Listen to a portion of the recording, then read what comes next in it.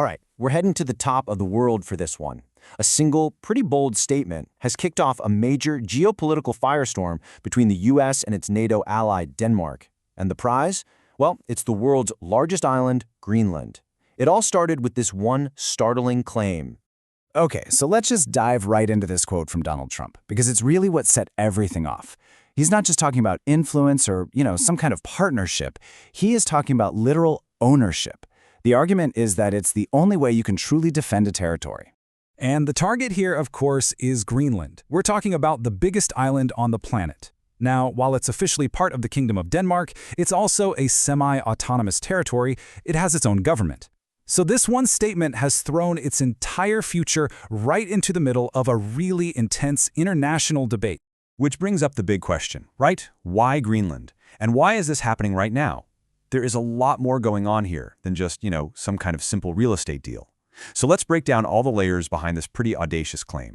So how did we even get here? Well, the idea of the US buying Greenland, it's not totally new. It has been floated before. But the shift from a real estate offer to talk of ownership as a strategic necessity, that marks a really dramatic escalation.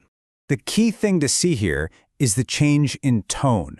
Back in 2019, it was an offer to buy Greenland. It was flatly rejected. Now, fast forward, and the conversation has ramped up to talk of ownership being a necessity, and the White House isn't ruling out the use of force, which is a concern that's only grown given recent U.S. military posturing towards Venezuela.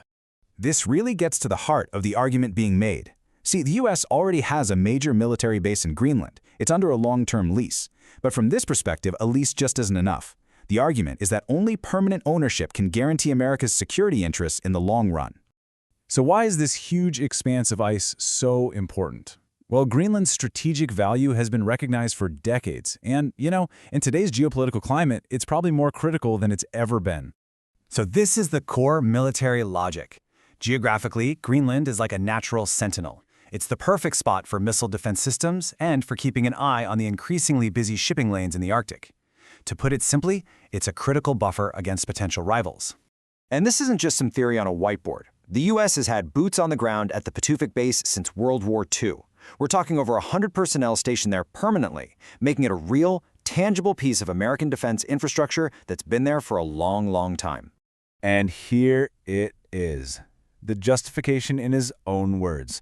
Trump has directly called out Russia and China as the reason for this push.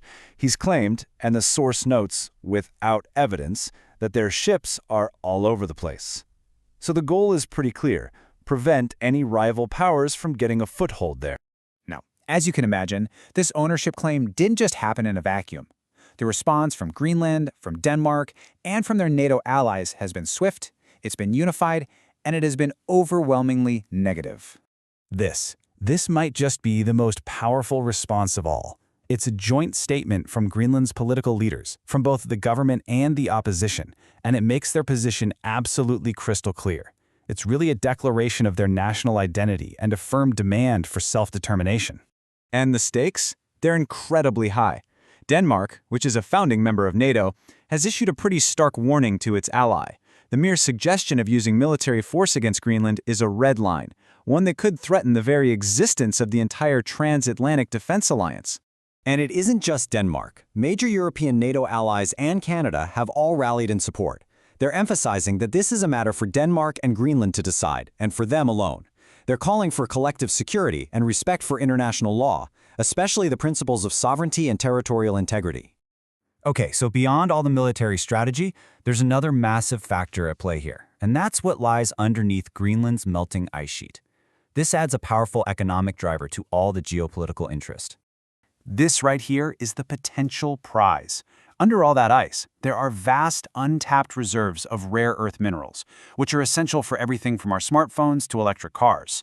Not to mention uranium, iron, and potentially massive oil and gas fields.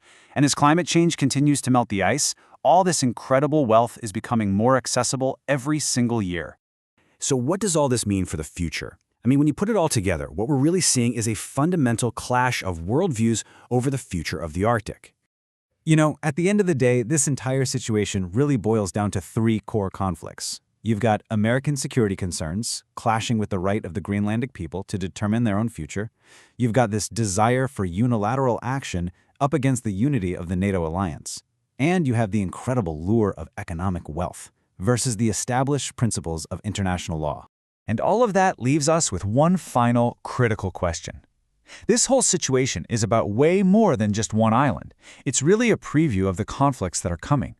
As the Arctic continues to open up, the question of who gets to set the rules and how they get to set them is going to define the geopolitics of the 21st century.